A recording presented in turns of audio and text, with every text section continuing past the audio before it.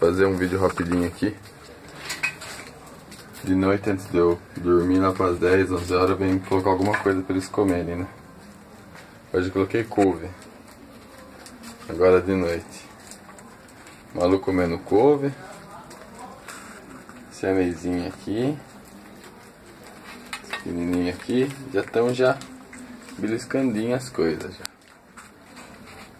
Já querem beber água. Só que eles querem mamar. Eles aproveitaram que a Malu tá comendo, eles querem mamar. E ela sai. Pequenininho. Ela deixa eles. Eles já estão querendo vir comer já.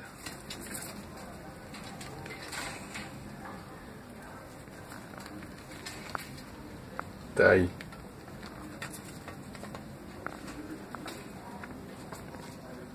Os filhotinhos comendo couve. O Maneco aqui comendo a couve dele. Né, Maneco? Comendo uma couve.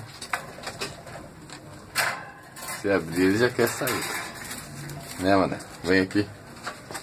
Deixar aberto. Olha lá.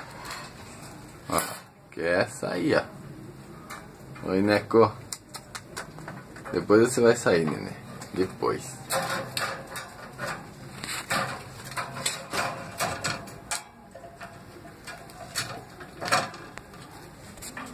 Fecha aqui esse prendedor pra ele não abrir. Senão ele abre. Né, Maneco? E o nenê tá aí, ó. Deixa até a Malu sem comer. A Malu acaba desistindo de comer por causa deles. Um que ficar ali comendo, zóio vermelho. E os outros dois aqui, os três aqui, ó. Aí, o branquinho. Siamezinha. E zóio vermelho. Valeu, galera.